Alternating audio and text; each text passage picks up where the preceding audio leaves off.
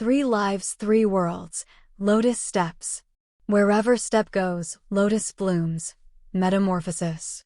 Chapter 12, Book 1. The past that Chengyu cannot face or recall is actually not a distant past. Those things happened in the 2nd month of last autumn.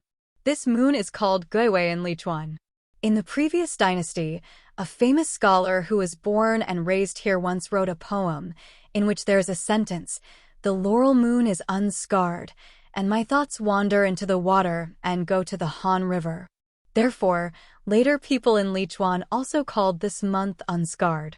Month means that nothing bad will happen in Lichuan this month. This is what Dragonfly told Chengyu. But the dragonfly died this month. He died in this harmless month where nothing bad would normally happen. The Prince of Lichuan, Ji Mingfeng, had 18 shadow guards.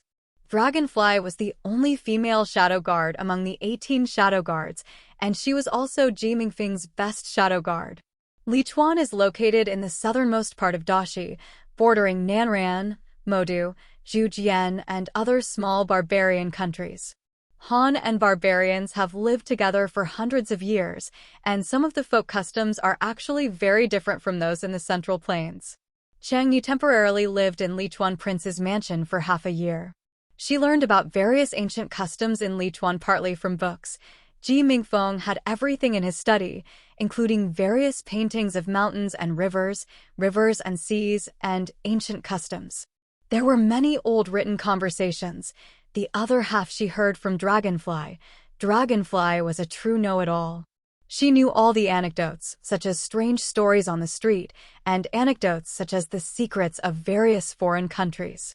Chengyu can no longer mention the past in Lichuan because, as she told Lian Song, she has no courage. She was burdened with heavy pain and guilt, and every recall was a huge torture. Without Zhu Jin's sealing technique to suppress those emotions in her heart, she would not know how to live a normal life.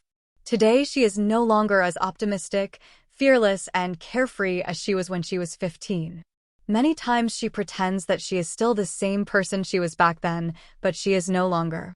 In the month after Dragonfly's death, she would ask herself every day, why did she make this long trip? Why did she leave Ping'an City and come to Lichuan? Why does a journey that starts out so pleasant end with such a cruel ending? In fact, most of the tragedies in the world bloom from happiness and joy and finally bear cruel fruits. Without the joy of the beginning, how can the ending be sad? God wants the world to understand this truth. Chengyu didn't understand this at that time. She was still too young and had not walked many roads, met many people, or experienced many things. In the 15 years she had grown up in Shiwalu, she had never once seen the real world. In the real world, there is often a lot of sorrow and separation. Then I traced everything back to the 3rd year of Jingyuan, spring and last year. The 15th day of the 1st lunar month is the Shangyuan festival. This is the good beginning of this story. On the 15th day of the 1st lunar month, the heavenly official of Shangyuan gave blessings, and there was a lantern festival in the palace and a lantern festival in the capital. This day is the day when the emperor and the people enjoy themselves together. The 2nd day after this grand celebration is the birthday of Princess Hongqiu. On the 16th day of the 1st lunar month, Chengyu turned 15. There was a calamity of illness in Chengyu's fate. At that time, the imperial master observed Ziwei's numbers and ranked the 5-star luck. Princess Qin could only survive the calamity of illness and leave the Shihua Tower after reaching the age of 15. However, the luck of becoming a jade is not very similar to the luck of others. It will always change greatly due to time and circumstances. It should be noted that since the death of Prince Jing'an, the imperial master has not met Chengyu in private for several years, so naturally he cannot rearrange her fate. Therefore, on the 17th day of the 1st lunar month, Zhu Jin, who thought everything was safe, took her and Li Xiang out of the royal city and headed south to the beautiful Lingxiu River that Chengyu had always wanted. It was a cold winter and a cold spring this year. After the Lantern Festival had passed, the city of Ping'an in the far north was still desolate with tall trees and dead branches suffering from the remaining snow. However, on the way south, the green color gradually came into my eyes, and I could see the spirit of spring. Climbing the Gonling Mountains that crosses the north and south, One can sometimes see 2 or 3 stunningly beautiful beauties standing side by side on the solitary ridge or on the bank of the long river. They are all spring flowers blooming one after another. Qingyu stepped out of Ping'an City for the first time in 15 years. He climbed over some beautiful or majestic mountains, passed through the gentle or rapid Changtuan River, and passed through the prosperous or withered towns. Only then did he understand the so-called 1,000 peaks in the book. What is the color of green? What is the sound of flying sound falling into the world? And what is the scene of hundreds of thousands of houses scattered around? Everything he saw along the way was new, so Qingyu was very excited every day. Stepping out of the gate of Ping'an City and meeting this charming young man for the first time, he was like a fish in water, a horse taking off its reins, and a bird coming out of its cage. How could he be so at ease? She was so happy all the way that in a few days she had only 2 copper coins left. Seeing that Zhu Jin was angry with her and refused to speak to her, she didn't care. She bought a jade bracelet and hired a knowledgeable old storytelling man to chat with her. Seeing that Zhu Jin was even more angry and refused to allow Li Xiang to talk to her, she still didn't care. She sold the fur coat she had just changed and went to the barbarian tavern to listen to barbarian singers singing songs. Seeing that Zhu Jin finally got used to being angry and didn't care anymore, she didn't care anymore. She even took the opportunity to do something big. She became Zhu Jin's Yuhuachong and helped a poor scholar redeem her lover from a barbarian tavern. Zhu Jin followed Chengyu to redeem his bracelets, fur coats, and his own Yuhuachong. Every time he came out of the pawn shop, he couldn't help but ask the sky and himself again why he wanted to send this little troublemaker out of Ping'an City. Let it out. Seeing that the little troublemaker didn't realize anything and was happily talking to the old man in the back about the 24 ways to eat sweet potatoes, Zhu Jin wished he could throw the little troublemaker away on the spot and finish it off. But unexpectedly, instead of throwing Qingyu away, Chengyu threw him away instead. It was the night of February 15th. On the night of February 15th, the 3 of them went to the Yebi Cliff of Qilua Mountain to enjoy the scenery of moonlight shining on the night by. According to rumors in the countryside, there are many mountain spirits and wild monsters in the deep mountains of Qilua Mountain. Wild monster monks who want quick results on the path of spiritual cultivation often come to hunt monsters and refine elixirs to improve their cultivation. But so-called wild monsters, mountain spirits, or demon refining elixirs are, after all, far away from the lives of mortals. Therefore, no mortal actually takes this rumor seriously. They just think it is just made up by the ancestors to deceive and scare you cry. Just young children. Chengyu and the others did not take this matter seriously. However, when the 3 of them climbed up Yebi Cliff, they encountered a group of wild Taoists who came here to hunt monsters. These Taoists were indeed strong-willed, and their cultivation was different from other Taoist priests. They could see through Li Xiang's true identity at a glance, and also see Zhu Jin's extraordinary power.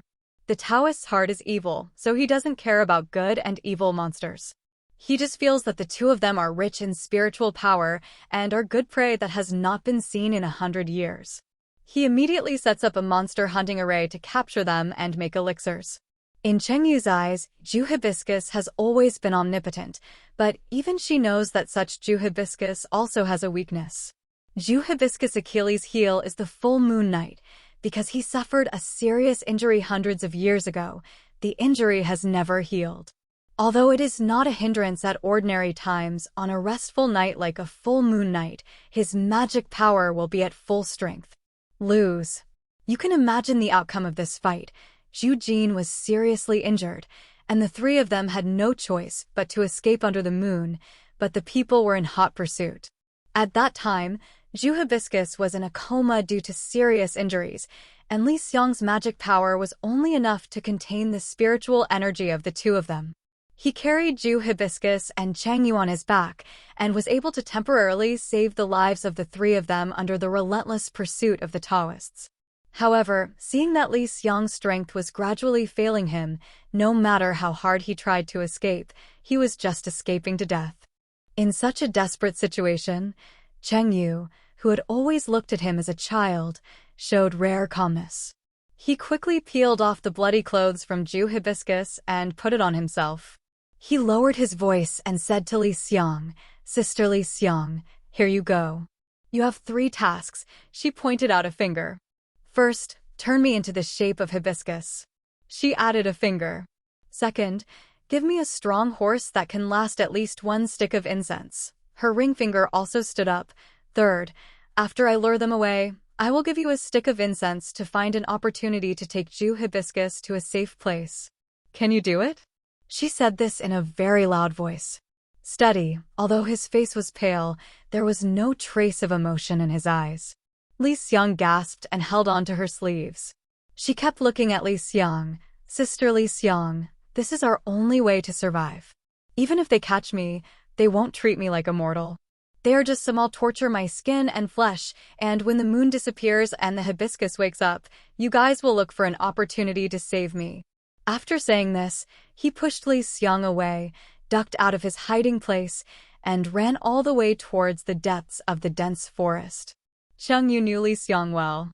Li Xiang was no more stubborn than Ju Jin. Moreover, she had no idea when something big happened and would definitely give in if she couldn't recover. Sure enough, just as she ran past an old fir tree, she clearly felt her height suddenly increase, and under the moonlight, a snow-white horse suddenly jumped out of the jungle, raising its 4 hooves and heading straight towards her. "Come running."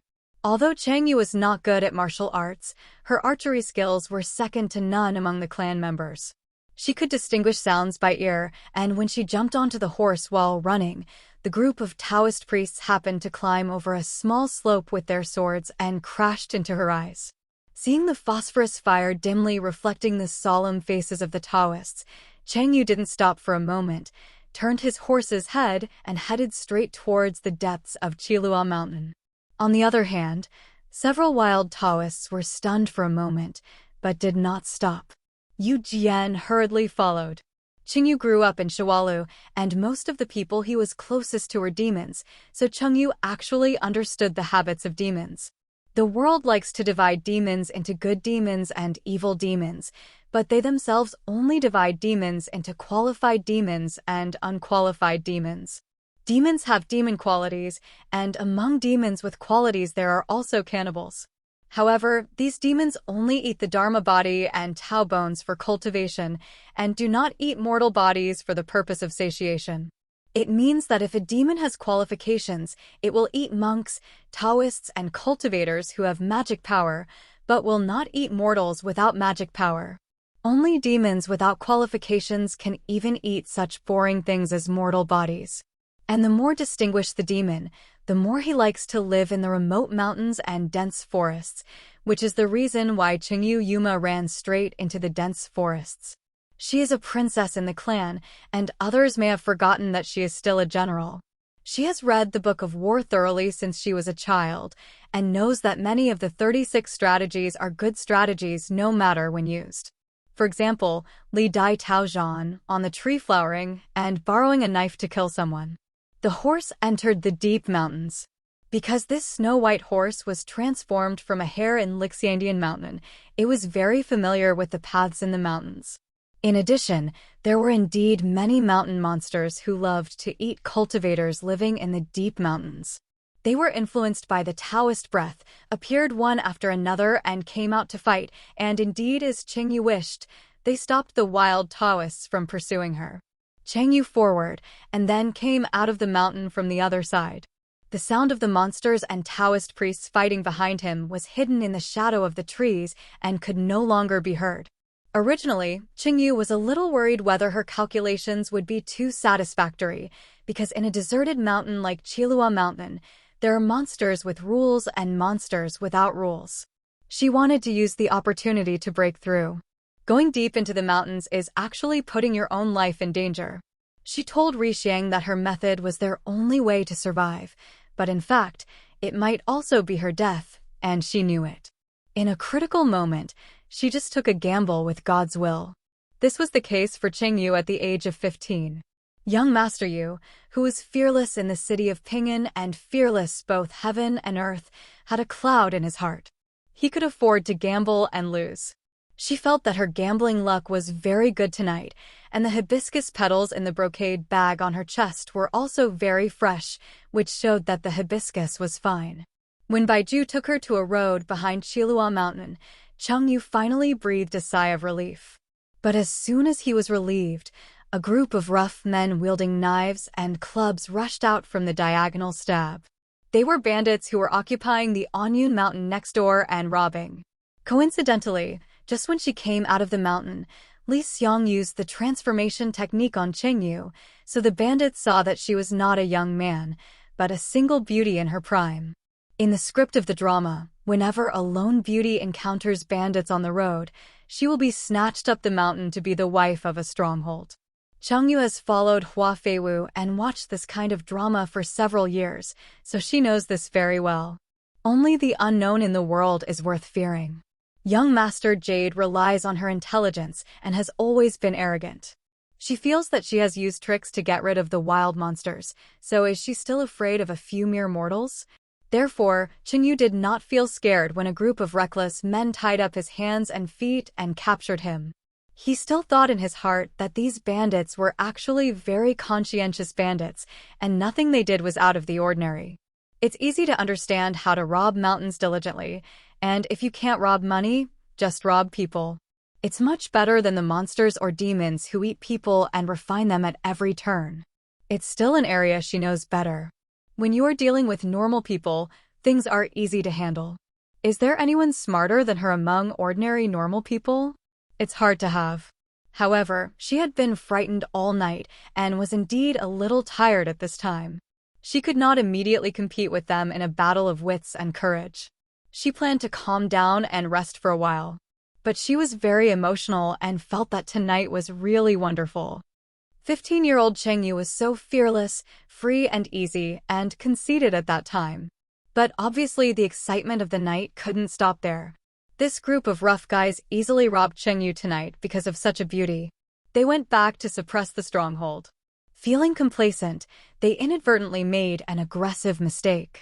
On the way carrying Chengyu back to the mountain, they met a young man who was alone. The young master didn't even see the young man's attire clearly, so they swarmed up and prepared to rob the young master. But unfortunately, this young man is a young man with a sword. The two young men carried Chengyu and pressed them at the end of the bandit team. Therefore, Chengyu did not see the young man's face. He only noticed that when the young man took out the sword from his waist, there was a greenish-blue spot on the hilt of the sword. Bright light. Chengyu was thinking that the gem that could emit such light under the moonlit night must be a priceless gem, when the full moon halfway up in the sky was suddenly blocked by flowing clouds. The moment his vision dimmed, he immediately heard the sound of swords clashing, and the sound was a bit dull. Chengyu blinked suddenly and opened his eyes again to adapt to the darkness where the moonlight was blocked. However, he saw a young man not far away holding a sword behind his back and breaking through the bandits' siege. The bandits behind him were like radishes pulled out of the mud. It has already fallen apart. Everything seemed to happen in an instant, just a moment when the clouds blocked the moonlight. The bandits at the back of the palace and the two minions guarding Chengyu finally came to their senses and realized that they had robbed Shura. They screamed and fled into the woods to save their lives. The young man stood there quietly with a sharp posture. He didn't look like he was about to catch up, but he looked like he was planning to put away his sword and leave. Forgot that her hands and feet were still tied up. It would be very dangerous if she were left alone here. The first thing she should do at this moment should be to call for help from the young man. She was in shock. In the shock, she heard a small voice next to her. Did you see that he never unsheathed his sword from the beginning to the end? It is said that if the top swordsman feels that the opponent's blood is not dirty enough, the swords in their hands were taken out of their hands, and they would never draw their swords when fighting each other. It turned out to be true. Only then did Chengyu come to his senses and whispered to the velvet tree beside the road, "Are you talking to me?" The velvet flower tree laughed. "Sure, the master's hearing is extremely sensitive. He can't hear me, but he can hear your voice." "Hey, he's here." When the young man arrived in front of Chengyu, the clear moon was breaking away from the flowing clouds. Under the bright moonlight, All the scenery in front of him was clearly visible. Chang Yu raised his head slightly, the moon was shining brightly, and the young man lowered his head slightly, his eyes falling on her blood-stained face. From this angle, Chang Yu finally saw the young man's appearance clearly, with sparse eyebrows and bright eyes, a high nose and thin lips, handsome and delicate, but his face was expressionless, and he looked a little cold. But this kind of indifference is different from the indifference of Ju Hibiscus when she doesn't want to pay attention to others. It is alienated and sharp, like the north wind blowing through the new moon, and like the snow shining through the shadow of the sword. Princess Hung Yu, who had grown up in Shawalu, was used to seeing beauties, but it was hard to be deceived by beauty. Therefore, when she saw the young man's face and cold eyes, she didn't think much about anything else. Instead, she realized that she needed the young man to save her. "Please help me untie the rope." She raised a pair of snow-white wrists tied with rope and flashed them in front of the young man's eyes, with a cute smile that she only showed when she begged Ju Hibiscus. The young man did not take action immediately, but simply said, "Aren't you afraid?" She curiously asked the young man, "What should I be afraid of?" The young man said, "Maybe I am also a bad person." Chang Yu thought to herself, how bad can you be as a mortal? She was still innocent at that time, and she didn't know that if a demon is bad, it will just eat people and turn into bones, but will always leave a sliver of soul in you. But if a person is bad, they can't kill you completely, but they will make you unable to live or die. Humans are actually more powerful than demons. She disagreed in her heart, but said, "If you are a bad person and want to capture me and take me back to the stronghold, if I can't escape, I won't suffer if you look like this." What she said at that time was because she really thought so. She really said it, without any intention of teasing, and she didn't know that it sounded like a joke, a bit frivolous. The young man frowned. Why is Prince Ji so angry so easily? She didn't know what taboo her words had offended the young man, and she was a little confused. The young man raised his eyebrows. "Have you seen me?" She pointed with 2 fingers at the jade pendant around the young man's waist. In the early years of Jingyuan, when the new emperor first ascended to the throne, among the tributes presented by Bailey Kingdom, there was a pair of jade pendants carved from Dushan jade that were very eye-catching. I caught my eye at first sight. When I went to ask for the jade tree and green cloud pendant from the emperor's cousin, he said that good jade must be suitable for a gentleman, and that Prince Lichuan's talent is noble and pure, just like the jade tree in front of the court. It complements the jade tree and green cloud pendant, so he gave it to the prince. She pursed her lips and smiled. I have never met the crown prince, but I have seen the crown prince's jade pendant. I will remember the things I liked all my life. Prince Ji and I have had a relationship, so Prince Ji. She put on a pair of bright wrists. He leaned forward and smiled sweetly. Please help me untie the rope. Ji Mingfeng remained calm and looked at her for a while. Which princess are you? She raised her hands very tiredly. I am Hong Yu from Shawalu. She put her hands forward again. Rope. Ji Mingfeng whispered. Ruby, Qingyu. The corners of his cold lips curved, and at that moment Ji Mingfeng leaned down, so Chunyu didn't see the fleeting smile on his lips.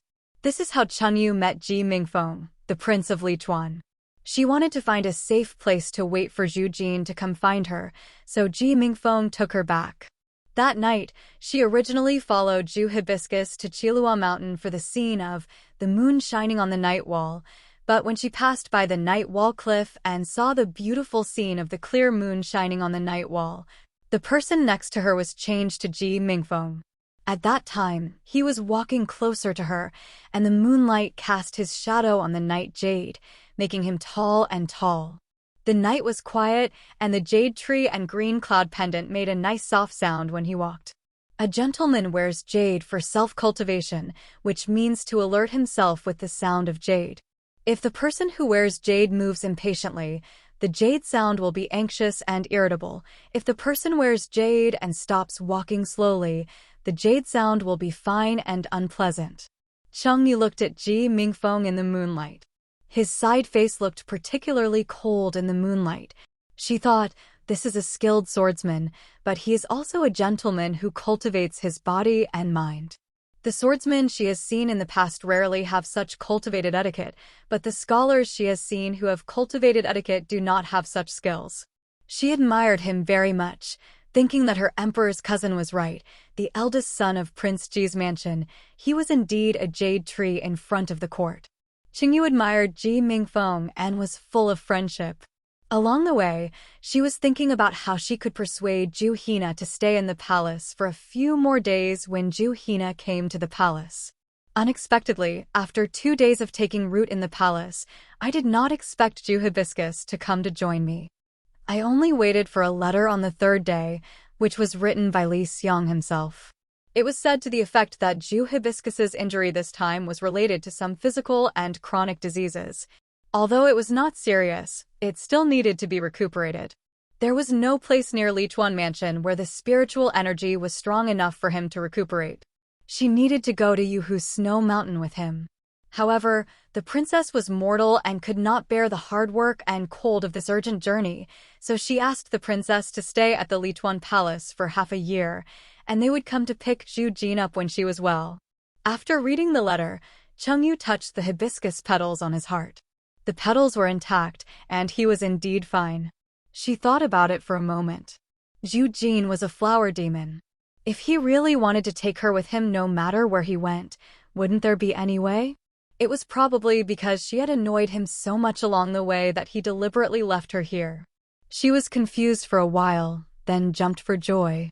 Freedom really comes too suddenly. Surprise really comes too suddenly. Come on, make it happen.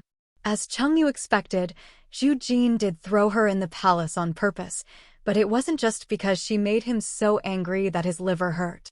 In fact, Zhu Hibiscus found the palace the next day after escaping from danger. He hid his figure and observed Chengyu a few steps away and saw that she spoke softly and walked slowly. Without the company and indulgence of him and Li Xiang, she actually became much more stable and presentable. Zhu Jin was relieved and thought that this was an opportunity. If Chengyu stayed alone in the palace for a while, maybe she would become more sensible. But this is really a misunderstanding. The reason why Chengyu is so quiet is not because Zhu Jin and Li Xiang are not here, but simply because she wants to make friends with Prince Ji Mingfengji. She returned with Prince Ji all the way, and Prince Ji performed the 4 words taciturn and few words to the extreme. No matter how eloquent and talkative she was, she could not pry open the prince's mouth to make him leak out a few more words. But when she returned to the Lichuan Palace, she saw that a girl named Qin Sume in their palace could talk to the prince, and Miss Qin was an elegant and upright lady. She then realized that Prince Ji was more patient with quiet girls. At that time, she did not have the sentimental thoughts of girls her age. She thought that if she pretended to be quiet, she was actually hiding her true nature. Even if Prince Ji finally appreciated her, what he appreciated was not the real her. She just felt that she could really go to heaven. How could she be so capable? She could control any kind of personality and control it well. Whatever she thinks of herself is her own. Although he was alone in the Lichuan Palace in the name of being in trouble, Qingyu adapted well, but he just couldn't get used to it for a few days. People say that when you are sick, you are most likely to be sad about leaving and missing your hometown. She does not have this kind of literary problem. She is quite energetic even when she is sick. Ji Shitzi came to see her every day, thinking that she was a patient, and he did not ignore her when she had nothing to say. Although he still cherished his words like gold, he could at least say a few words to her. Chengyu concluded that in the entire palace, the prince would talk to 2 girls. One was the gentle girl Qin, and the other was herself who was sick. When she was well, it was difficult for her to even see the prince, let alone talk to him. She then realized the importance of being sick to her. Even though she was completely recovered from her illness, she still had to endure it in bed for a few days. But how long can an acclimated person drag on the bed? After a few days, I could no longer pretend to be sick. She was thinking about any other good ways to help her get close to Prince Ji, so the crown prince brought Dragonfly to the Chunwei courtyard where she was temporarily staying. It was said that not everything was safe in the palace, so he chose a bodyguard for her who was good at literature and martial arts, who could not only keep her company, but also protect her. It was the end of mid-spring, and there was still a cold spring. There was a solitary plum blossom in the spring courtyard. She was hugging a fox fur coat and looking straight at Ji Mingfeng. Dragonfly was only wearing a light shirt and holding a purple bamboo in her hand. Cigarette pipe, that is actually a somewhat strange costume. She didn't pay much attention to Dragonfly at that time, because Prince Ji had just mentioned the guards, which suddenly enlightened her. She turned to Ji Mingfeng with curved eyes. My dear brother is considerate and asked me to hire a bodyguard sister to protect me. But recently I have been thinking that I really need some boxing and kicking skills to defend myself when I go out. On the night of the 15th, my dear brother had a 3-foot green blade in his hand. It makes it fascinating and fascinating. She pursed her lips. Then I naturally don't dare to think that one day I can practice swordsmanship as well as my brother, so I don't expect any further guidance, she said with a smile. I think you can teach me when you practice swordsmanship. I'm pretty good at basics with just a few moves, so I'll come to you tomorrow when you're practicing your sword. Yes, in less than 10 days, she had jumped to address Ji Mingfeng from Prince Ji to Prince, and then from Prince to Prince Brother. She also had a lot of cleverness, so when she asked Ji Mingfeng to teach her swordsmanship, she didn't ask, Brother Prince, can you teach me some swordsmanship for self-defense? She directly settled the matter and decided to do it tomorrow. Go find him. She looked at Ji Mingfeng innocently. The cold crown Prince Ji did not accept her advice. Dragonfly swordsmanship is second only to mine. If you want to learn it, let her start teaching you tomorrow. You don't have to come to me. Chang Yu sighed in his heart, thinking that this was indeed the answer Prince Ji would give. While she felt that Prince Ji was really difficult to deal with, she also felt that even masters might be more difficult to deal with. But it didn't matter. Dr. Li and Miss Chi were not easy to get along with at first, but in the end they both became her close friends. There is ample time. She nodded obediently. If you don't have time, Brother Crown Prince, just ask Dragonfly to teach me. She also found a step for herself and added, Brother Crown Prince's shadow guard. His sword skills are of course needless to say. You will definitely be able to teach me well. Prince Ji gave her a strange look. Did I just say that Dragonfly is my shadow guard? Chang Yu nodded. Yes. I never said that. Ji Shitzi denied calmly. Chang Yu glanced at him suspiciously and muttered, You just said it yourself. Really? Then what did I say? Chang Yu frowned. Didn't you say that Sister Dragonfly is a guard, that she is good at literature and martial arts, and has excellent swordsmanship? Second only to you. Dragonfly, who had been standing quietly aside like a living sculpture, finally spoke. Based on these 2 sentences, how can you think that I am the prince's shadow guard? What's there to ask? Although Cheng Yu had never received any strict training from a strict teacher, she grew up in Shiwalu, and the peony Emperor Yao Huang, who was born for the destiny of the world and the country, lived next door to her. In Shihua Tower, Zhu Jin not only lectured her and suppressed her every day, but also had a drink with Yao Huang, talked about poetry, played chess, and discussed the fate of the country.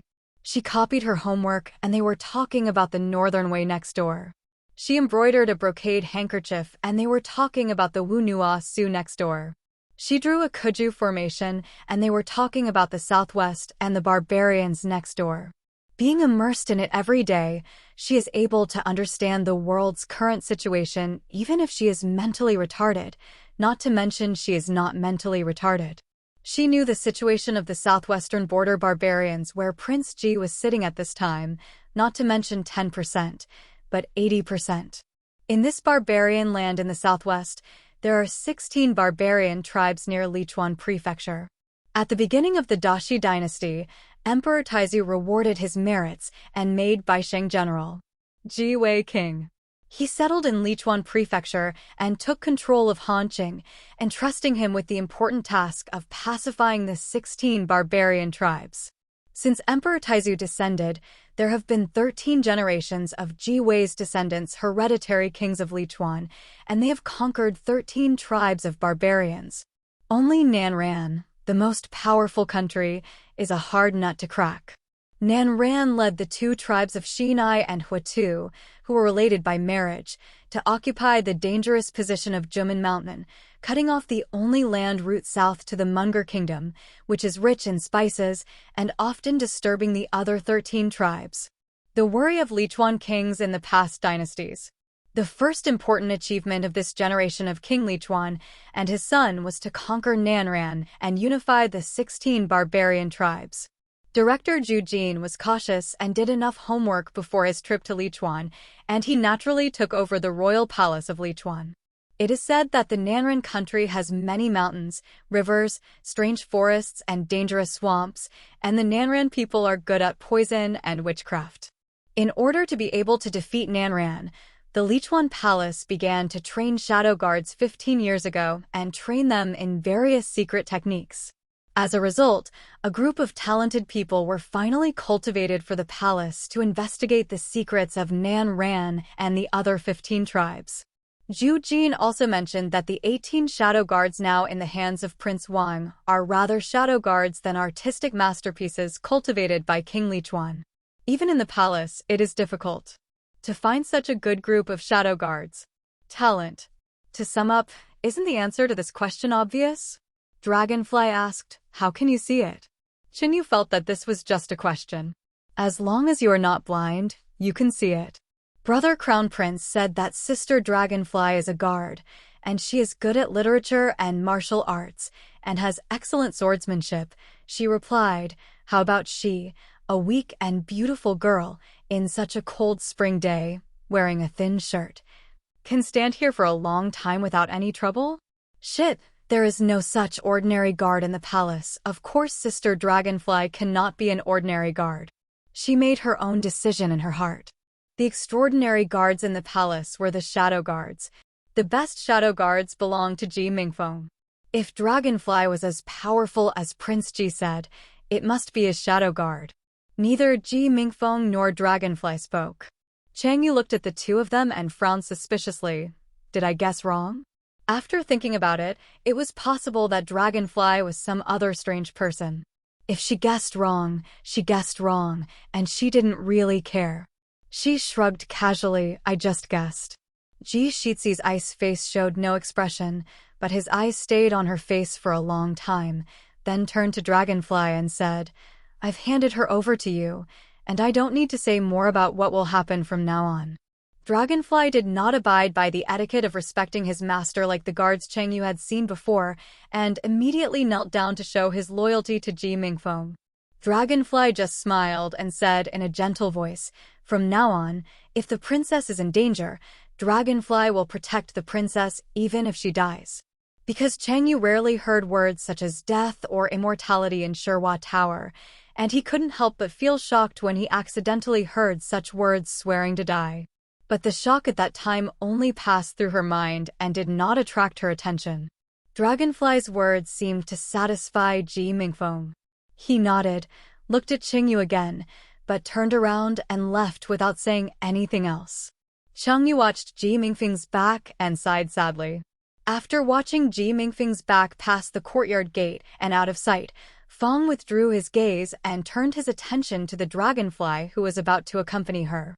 Dragonfly was still looking at her with a smile, and Cheng Yu realized that this woman was very beautiful when she smiled, but one of her eyes was sparkling and moving, while the other eye was like a hollow mirror with nothing in it. The purple bamboo cigarette rod in her hand was wrapped with a honey-colored jade tassel. At a glance, it was obvious that the jade was an old thing. Before she could say anything, Dragonfly had already spoken. The princess's clever plan just now made me look at the noble ladies with admiration, and I somewhat believed the prince's judgment of the princess. The key point that Cheng Yu grasped was, huh? I guessed it right. Dragonfly smiled, but I am a little curious. I wonder if the princess can figure it out. There are so many capable people in the palace. Why did the prince send me to serve the princess? When she said these words, she lowered her head slightly, as green onions. His slender fingers were playing with the white jade on the cigarette rod, intentionally or unintentionally, and the corners of his lips curled up into a smile. His appearance was lively and his posture was graceful, as if a jade sculpture suddenly woke up from the cold spring. Qingyu looked at Dragonfly and felt that everyone in this palace was full of wonderful people. She smiled and shook her head. I really don't know this. Please tell me, sister. Dragonfly smiled even deeper. The prince said that the princess is a know-it-all. The only one in the palace who can talk to the princess is me, an old know-it-all. I am here to keep the princess company, and the princess probably doesn't know how to talk to her. It's annoying. She stood there so gracefully, her figure was as light as a flowing cloud, and her voice was as warm as the wind, making people unconsciously want to get close to her. This is the first meeting between Qingyu and Dragonfly. This year Dragonfly is 27 years old. It was only later that Qingyu learned that Dragonfly was once the best of Ji Mingfeng's 18 shadow guards. Ji Mingfeng only sent her to be her guard because she injured an eye during the mission and could no longer fulfill her previous role. After Dragonfly left, Qingyu often thought of this first meeting. She indeed liked Dragonfly the first time she saw her. At that time, when she was in Lichuan Palace, her favorite was Ji Mingfeng, and her second favorite was he Dragonfly sent by Ji Mingfeng to her side. End of Chapter 12 Book 1. 3 Lives, 3 Worlds. Lotus steps, wherever step goes, Lotus blooms. Metamorphosis. Original work by Tangqi Gongzi. English translated using Google.